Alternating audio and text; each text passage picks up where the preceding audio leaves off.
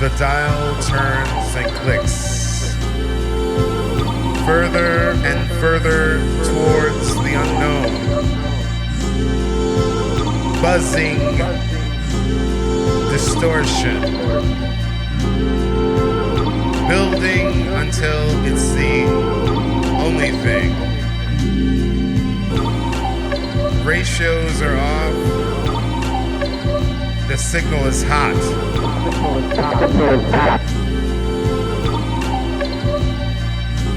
The needle pressed, pinned to the red. How hallucinogenic.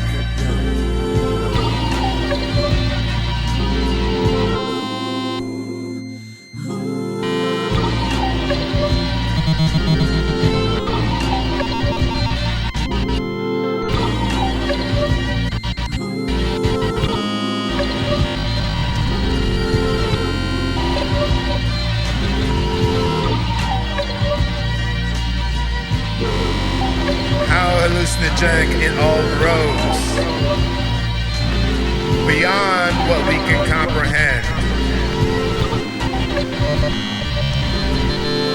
Hour by hour, from day to day, the air bubbles and boils. A burst of steam burns as it enters from all sides.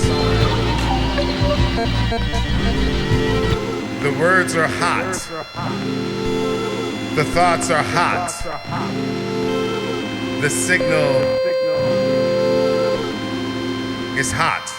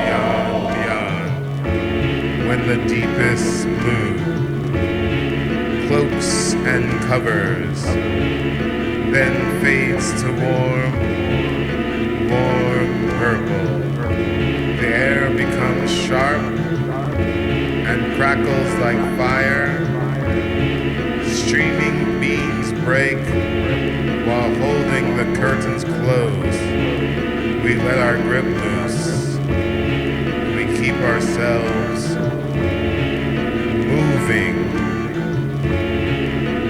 darting, diving,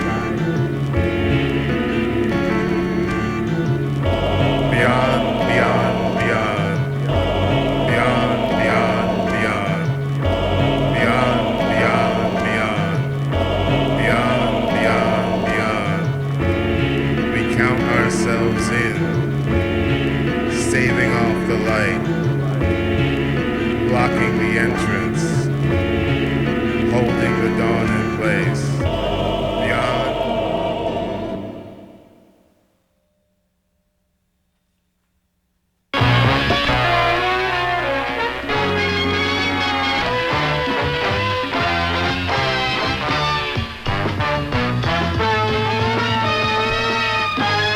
Isn't it beautiful? All right. Isn't it beautiful? All right. Isn't it beautiful?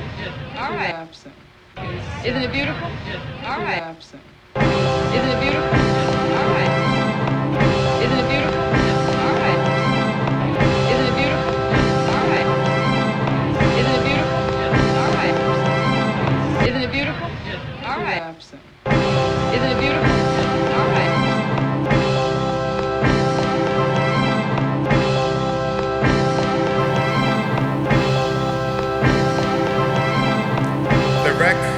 With disregard, surprising yet not unexpected.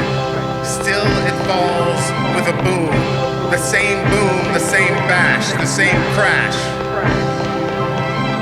Make the money wreck.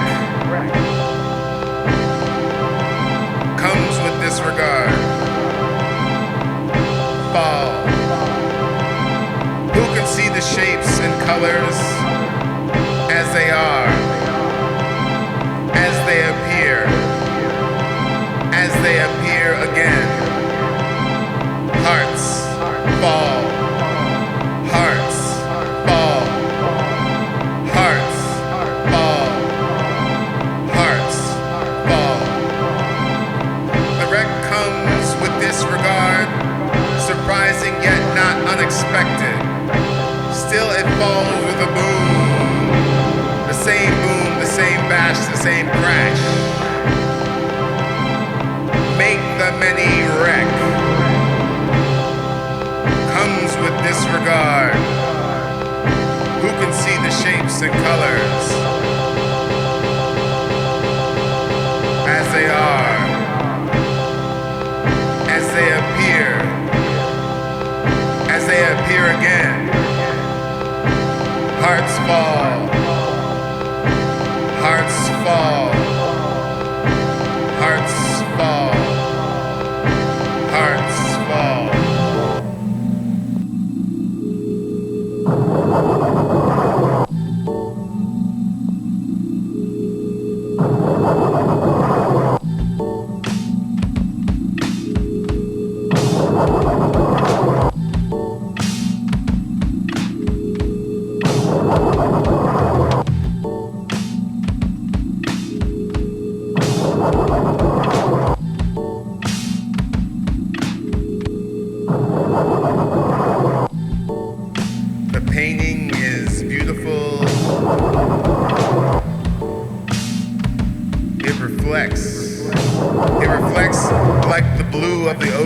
Just the sky on the surface. The story unfolds and makes me feel safe. Safe, wrapped in love, or feel alone, deep in the wilderness. The song peels back the leaf to reveal the smallest creature deserves consideration. The universe is in our eyes and in our thoughts, in the unknown cosmic meditations.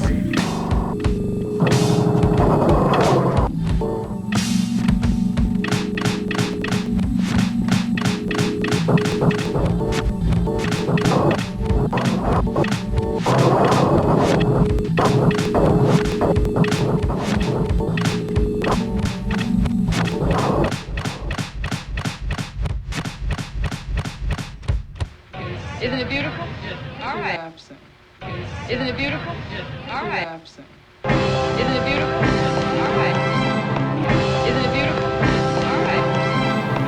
It's collapsing, wrecked with disregard. Surprising yet not unexpected. It falls with a boom. The same boom, the same bash, the same crash. Replicate with disregard. Copy and paste them all. Collapsing. Collapsing. Collapsing. Collapsing. Isn't it beautiful? All right. Isn't it beautiful? All right. Isn't it beautiful? All right.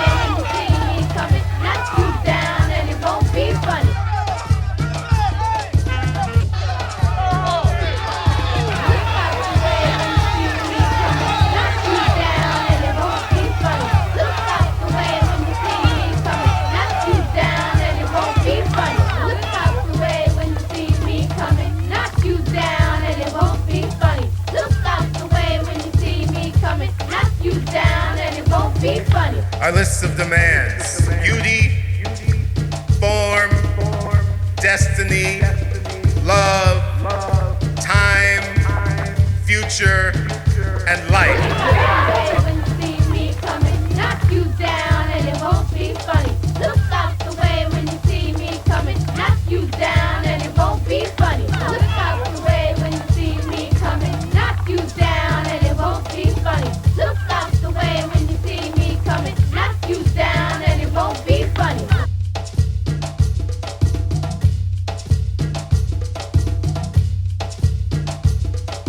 I haven't been out of my own neighborhood too much, but I guess what impresses me most in other neighborhoods is the sense of space. I haven't been out of my own neighborhood too much, but I guess what impresses me most in other neighborhoods is the sense of space.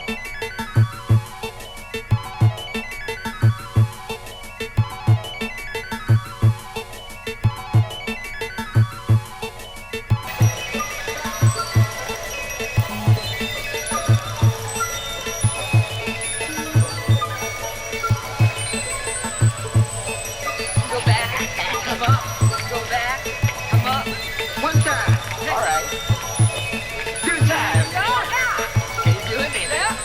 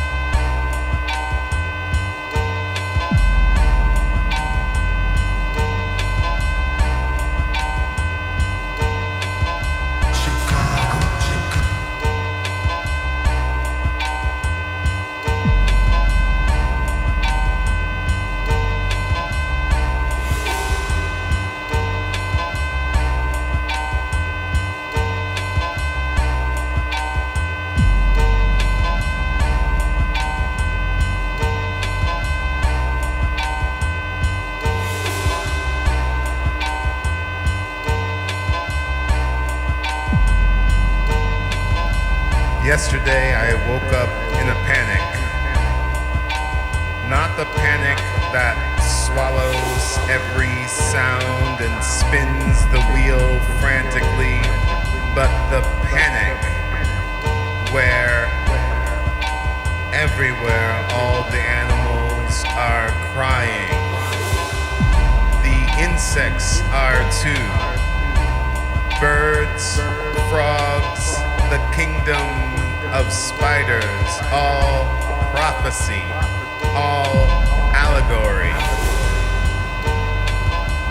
The skyscrapers are on fire.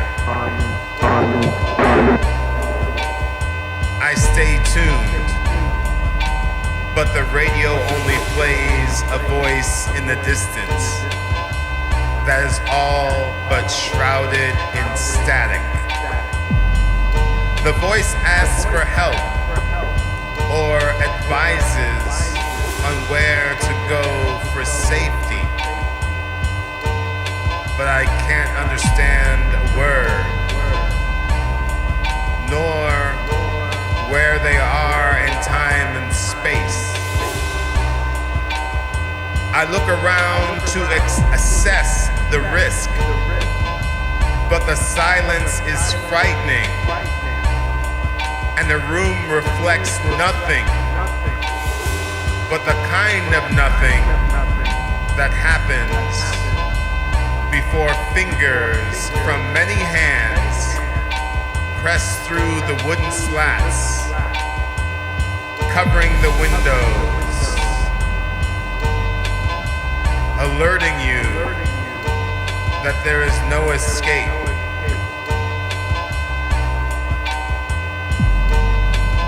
The threat is all around you. Sincerely.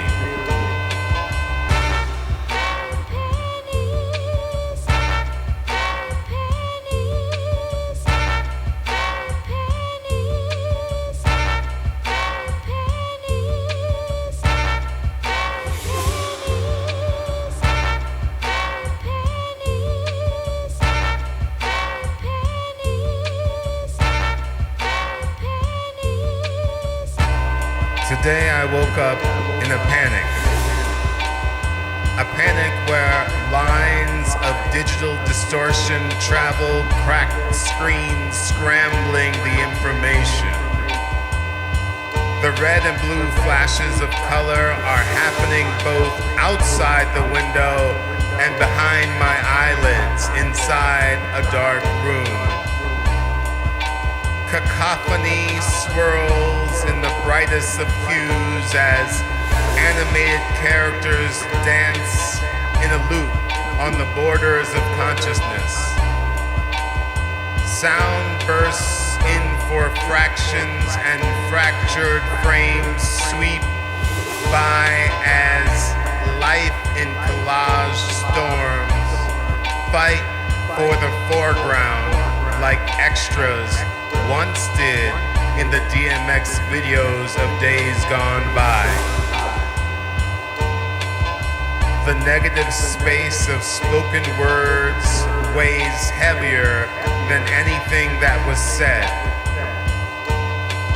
All meanings have been inverted and regularly converted to different formats, so we are outdated more often than up to date. I'm late, yet time has lost meaning. Peace.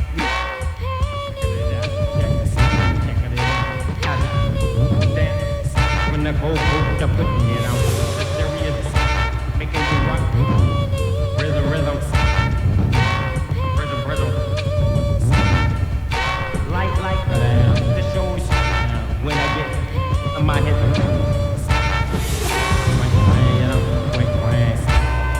Tomorrow I will wake up in a panic.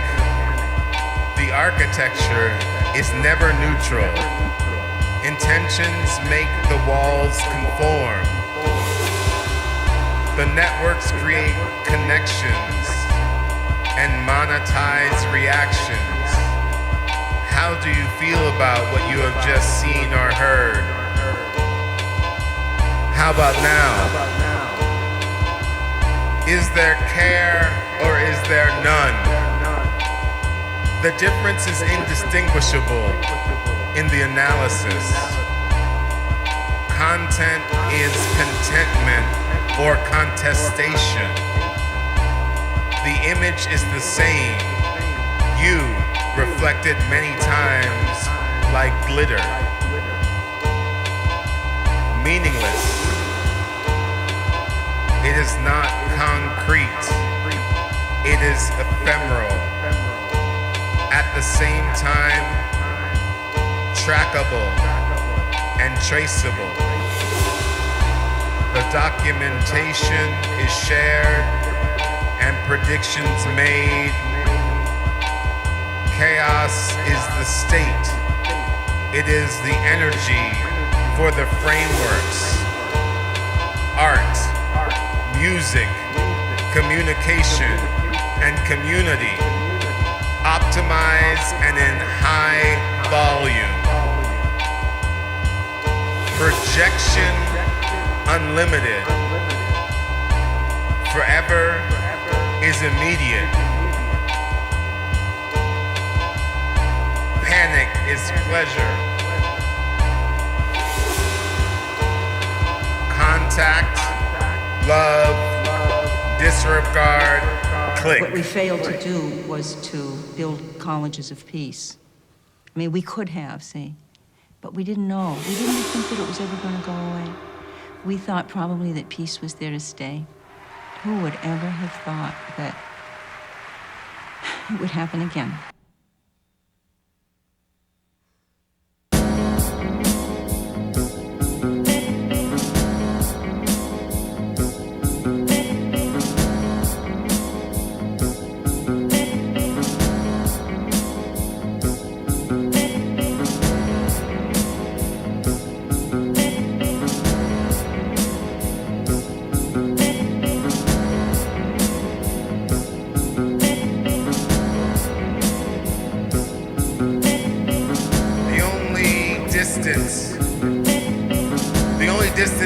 Physical.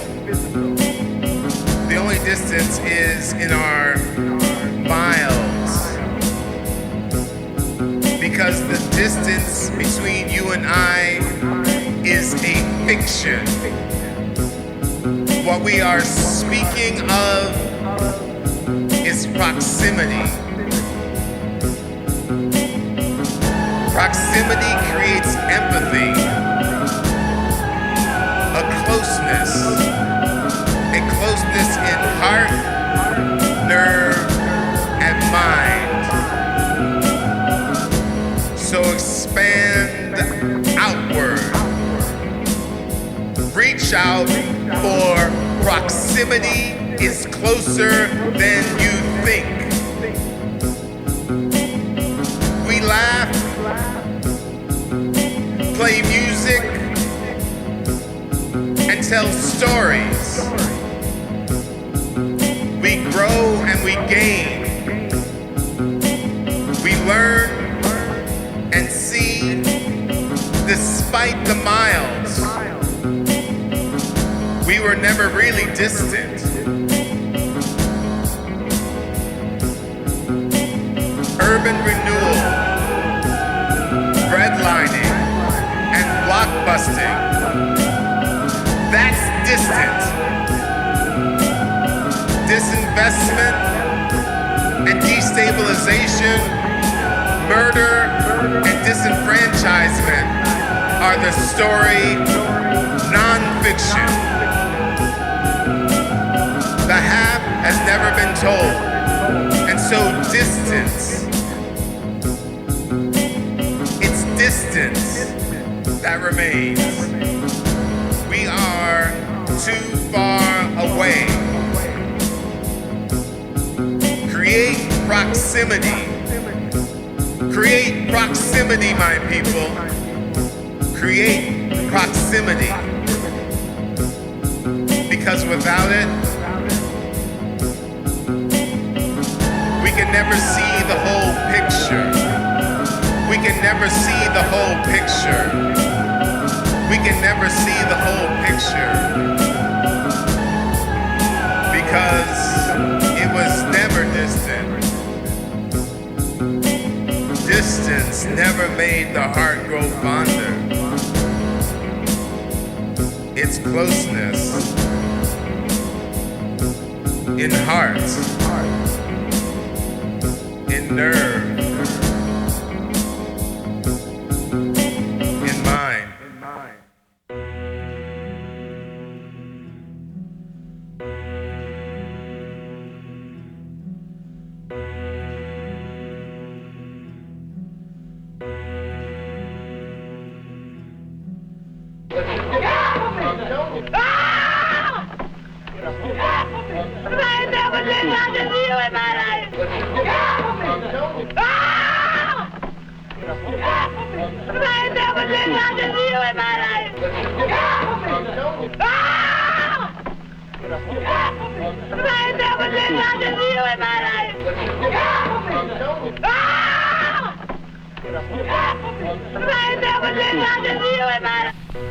If there was one thing I wanted to tell them, good luck. That's all I could tell them.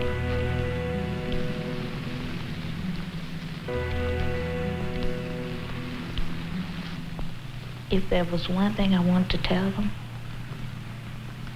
good luck. That's all I could tell them.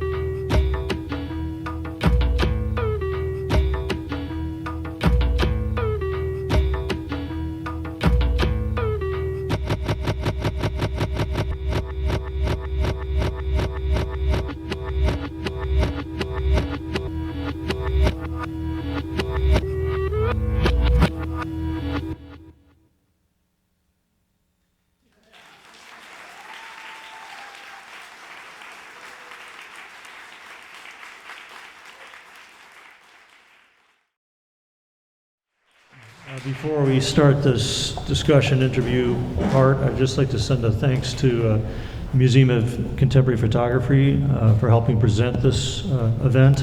Also to, yeah, definitely.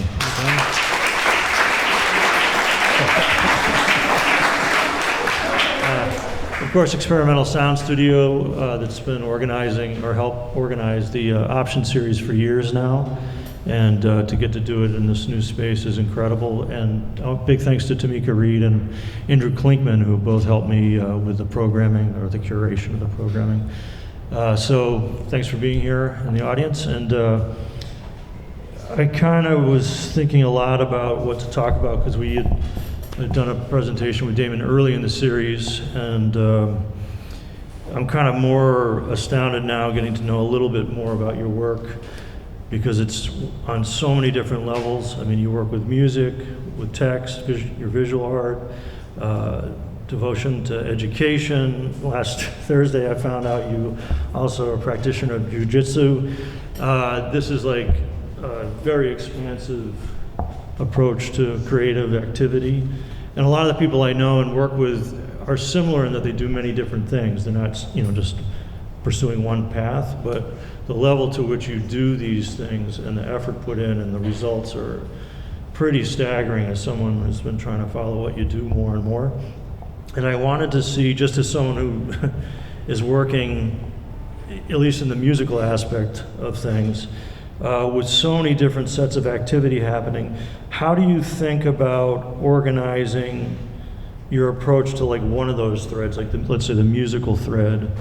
And how do you approach the intersection of all those different things, the visual art with text, with music, with education? I mean, what's your strategies to keep those things together? Well, I think about the work as all the practice, So whether I'm teaching or whether I'm learning, whether I'm playing music or making a drawing, or working with the Move Me Soul dancers or any of those other things, they're all feeding off of each other. So I learn as I'm doing all of the things, and that now there's like I think I've gotten far enough into my practice that everything I learn can be applied across the spectrum of things. And I kind of think of my work as like, there's a big mixing board with my work. And then sometimes I have to bring the bass up and sometimes I have to bring the bass down, so that to keep the levels, right for the moment, So I feel like they're all going at the same time. I just have to make sure the mix is right.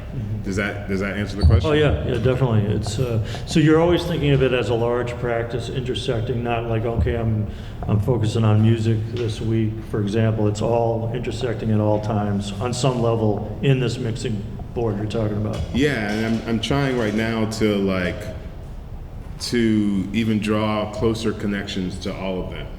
Like my work at with Black Monument Ensemble, I am trying to have an educational, community-based aesthetics with that. And then I'm also trying hard to bring the visual work, connecting it to the sound work, even more so than just doing a record cover, even though doing a record cover is important. I'm trying to have those things bouncing off each other so that the worlds are kind of informing each other and reflecting on each other. So I tried today, I just decided I was going to draw out the lyrics to some of the text. Okay. So I just brought those with me as an experiment of what if I treat the text as if it was the subject matter for art, so. Because that was one of the things I was going to follow up on that question with is how there are these overlaps.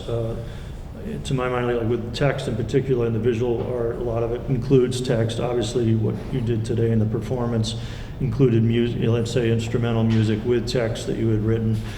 Do you perceive text as your own text in particular as a conduit between these different realms of experience, or I guess how do you think about that? Because it's a presence that's consistent both in the visual work and in the music, definitely.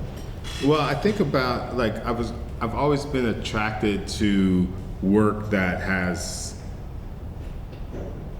text involved in it, you know. And I am excited by the idea of what happens, you know, what happens when you're experiencing music. You know, you're feeling it within your heart and in your head and in your feet. Like, all of these things are happening. It's not just it's not just the same place where you're, you know, taking in someone speaking, because it's like happening here, it's happening there, right? So what happens if you attach meaning or words to those, you know, sounds? And what happens if you do it in multiple different ways? And what happens to that intention and those meanings when they're entering through your feet or entering through your shoulders, you know? So I am interested in that. I also think that it helps with the kind of collage aesthetic that I have. So I like the idea of juxtaposing words that maybe I write, but words that I find, and what happens if I attach those words to these sounds? What does that do to you? You know, like, for me, the thing that I forgot to do that then I played, like, I played it and I felt very moved by that. Like, it was very charged, and I feel like emotionally we fill in the blanks. Like, we make that connection. Like, someone may have a different connection, but, you know, that was a very powerful moment for me. So I'm trying to look for those powerful moments, taking from here, taking from there, putting those next to each other. The collage, you know, if you take the tree out of the context, you put it in front of, you know, a river and space, you're still getting the grain and the light hitting that tree. You're still feeling that emotion of the day from the original tree, but in this other context, you know? So I enjoy playing around with that when it comes to using text and finding out where it lands and what it does when it lands. Did that make sense? Yeah, it, of course it makes sense. And I was just wondering a bit more about let's say, the words hitting you here and here, as you described with the music, with the visual work and the collaging work and the visual things that you do. Is your goal similar to that, the way it hits you? So it's not just intellectual, but it's, so to speak, it's also bouncing off of other kinds of things that resonate in your body and in your experience? Yeah, well, I think visual work does that. You know, so you look at visual work and you don't know why you're attracted to the red triangle that person painted. You know, there's intention behind that the artist did, that you're resonating with, and it's on another frequency, it's on another level other than just someone explaining it to you, you know? So with the visual work, it's there. And I think then I add text to that quite often too. So you have to interpret that and have that live within that world, whether it's comfortable or uncomfortable. So I feel like there's a similar methodology throughout some of the different processes. Definitely, yeah. I just had a couple other questions before we turn over to questions from the audience. Because there's going to be a lot. You guys are going to be firing them off. And I'm going to be like, my mind. One was the question of, for lack of a better term, scale. In the music, you have like the solo practice, and then Eternals, and then Black Monuments. It's like building in size and scale. And also with the visual work, you know, going to see stuff at Goldfinch. You have stuff up at the DePaul Art Museum right now, the work that's here. And the scale of your visual work, like the thing in Evanston now, is at least of the stuff I've seen, it's the largest piece so far. Do you think in terms of building up or building in scale for certain kinds of impact, or is that part of what you're exploring in there? I think I'm trying to get used to the bigger scale because there's a utility for that. You know, there's a use that comes to that, and I want to have access to that use. You know, but I think that it is, you know, to use your metaphor of conversations, there are things you can say when you're talking one-on-one, and there are ways that you can say it. But then if you have to expand out, you have to be like, you know, large gestures as opposed to, so there are large gestures that need to be said, and then there are, deeper conversations. You know what I'm talking about, right? You've seen Mick Jagger, right? Mick Jagger's like, and I was like, are you pointing at me? I think he's pointing at me. So, that's the kind of conversation he has to have, because for the last 50 years, he's been talking to like 1 million people. Yeah, exactly. Okay, the very last question I've got is kind of something that I'm super curious about in my own thinking about how critical mass takes place, and I wanted to see if you had a thought or answer about this, because when you got some materials to me about the piece and the work today, you said some of the inspiration came from Liston Kwesi Johnson and also Michael Smith, or Jamaican poets connected to music from that country, and I'm fascinated by the fact that Kingston, which is a city in a small country, so many brilliant artists came out of that scene around the same time. I mean, it's still evolving and whatnot, but like, it's kind of crazy, like between producers and singers and instrumentalists and songwriters.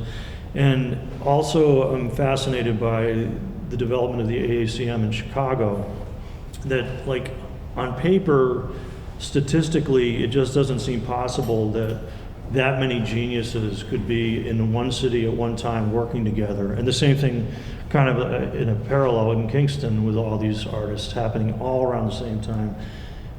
Do you have some kind of insight into how that took place, or why it was possible? That beyond statistical possibility, the fact is it did happen and has impacted global music. Well, just as a slight correction, Liston Kwesi Johnson and Michael Smith were British, but from that, they stem from that lineage. Okay, yeah, yep. But yes, point taken. I think that I can't really imagine, but when I think about Chicago today, I feel like something's happening. I feel like if you look across the playing field in multiple genres, there are people doing the work, right? And so it's possible that, versions of those things were happening in different places. And I think that there's a cultural zeitgeist that happens where the world needs what is happening in that space. So in Jamaica, there was a law, the Alpha School, and all these people were learning and picking up from the sailors that were bringing Soul 45s to the shores, and they were learning and adapting and blah, blah, blah. And then there was a moment where, from the 60s through the 70s to the early 80s, that people were like, with this is the information that we need, So I think it's less that someone made something like that there was an explosion, and I just feel like the world needed it. And so that's when the spotlight, because people ask me that about Chicago. People are like, how is it that Chicago has got all this? And I was like, well, people have been doing this stuff for a long time, and y'all are just noticing. But it's not they're just noticing, is that it caught, like, there's like a searchlight going out, and Chicago right now is providing something, so the searchlight stops, So I think it's the searchlight stops. I mean, there's people are doing remarkable things all over the world. Oh, yeah. And if you turn that searchlight on, Okay. I hope that was helpful. That was helpful. Any questions from the audience? Could you speak on the samples of the beats you were playing? Also, like more English dialogue you had towards the end. Well, I think I'm mostly, I enjoy samples. I enjoy sound collage. I grew up in the 80s when sampling I grew up in the 70s, 80s, 90s, 2000s. But I did a lot of stuff in the 80s. I was like, that's when I was like coming up with ideas. But sampling was a thing,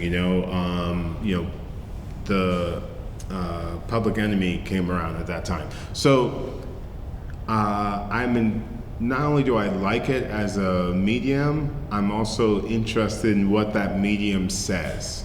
Like, all mediums say something, whether it's like a printmaking medium, can be like screen printing or relief printing. There's like an immediacy to it because it's used for signs and getting, like, relaying information. Text is totally fine with its symbols, So when you're working in printmaking, in a weird way, there's an immediacy, and people don't have to know about the history of art to access it, right?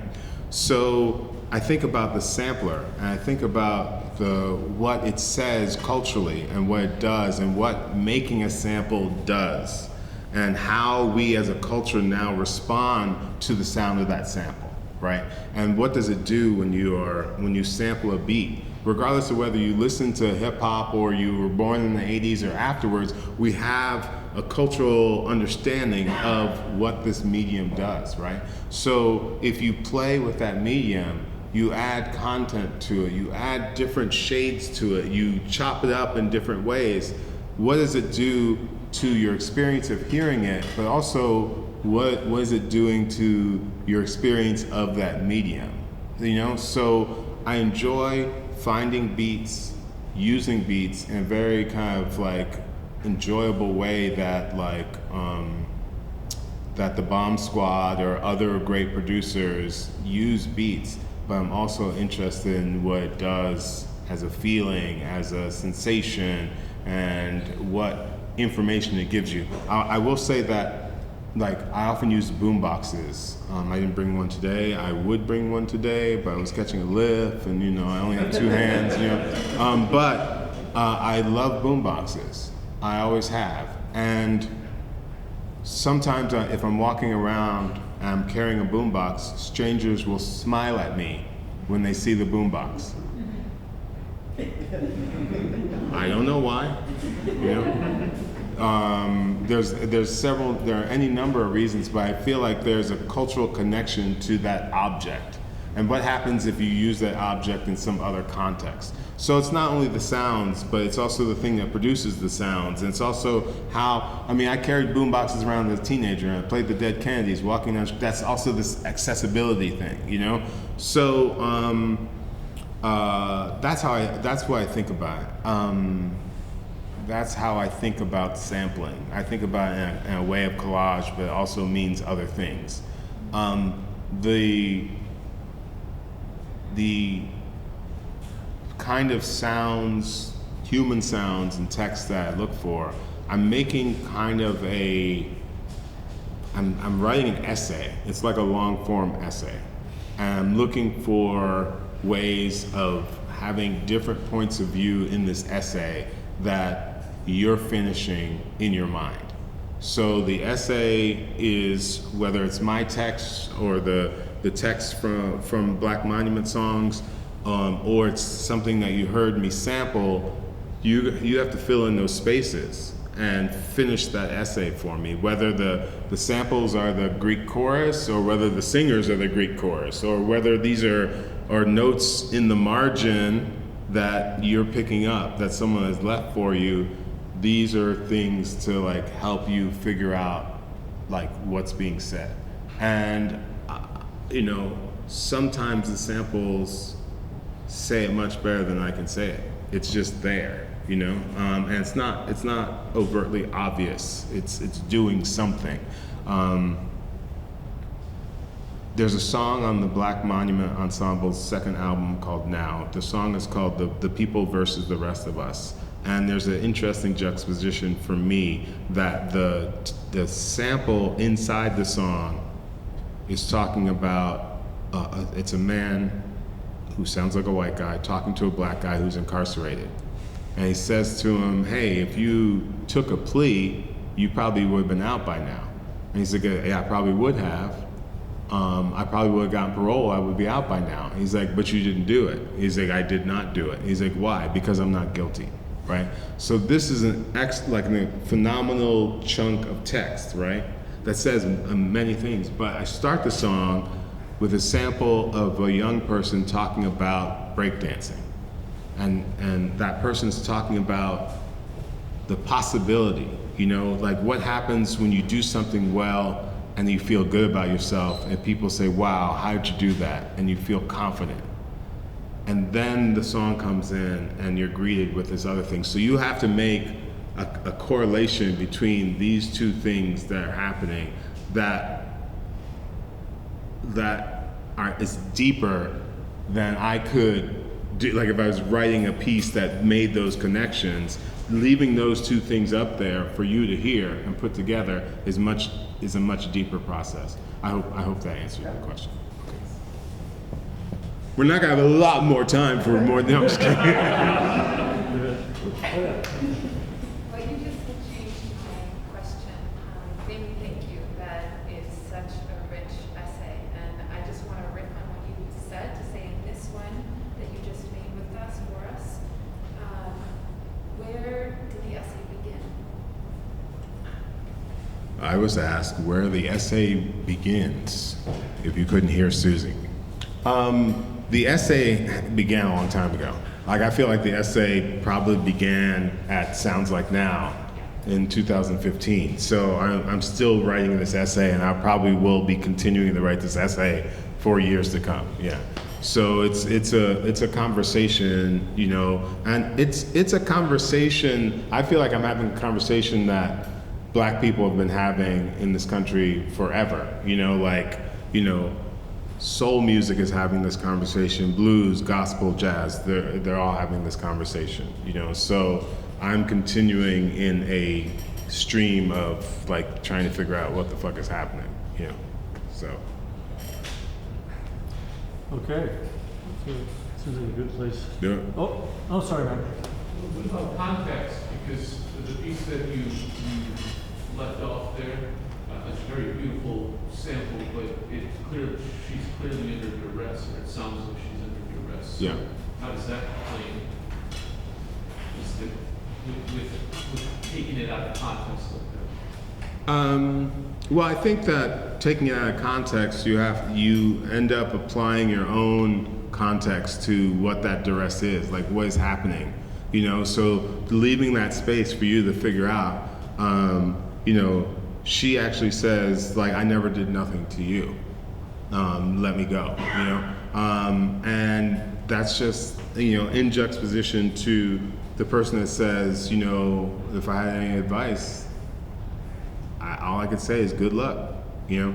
So those two things, like, I used that second sample the other day, and I was reluctant to use it again, but I was like, I can't say it any better than that, so I need to use it again, you know? So yeah, I enjoy, like, you know, it's an abstract, like, preparation as I'm watching, like, old films and documentaries, and like I'll watch anything that might have these things, and I scroll through them and listen for these turns of phrases, you know, and sometimes they're rich with them, and sometimes you go, oh, wait, there's a good one. Let me take this out of context and see what happens. Yeah. Okay, one more. You mentioned that you wanted to perform a new piece tonight to learn. I did. Yeah. You said you wanted to learn something. So can you share if you learned something either in the creation or on the performance? I think I did learn something. The process, like going through the process of doing it, whether while you're preparing for it, when you're like excluding things, including things, feeling like you need to do one more thing to make this thing right, you know, and then being able to like somehow perform it and hopefully get the ideas that are in your head out to the audience. Like this is all a learning. I learned while I was doing it that there were certain pieces that I thought, oh, I'm gonna recite this really fast. And while I was here, I was like, yeah, I gotta slow down. So I learned things about the actual like presentation, but I also learned while I was making it, like what the new essay is, you know, and giving myself a context of "Isn't it beautiful?" collapsing. Like I was like, what is that saying? So it's a pleasure and it's also a challenge. Like where each of the essay, like where each of the poems saying, and how do they relate to the larger conversation? So it's not like I'm gonna go home and be like, I learned it. It's gonna be more like, okay, I think I can do this again, or that sort of thing. Thank you for the question. Everybody, Damon Locks, thanks so much.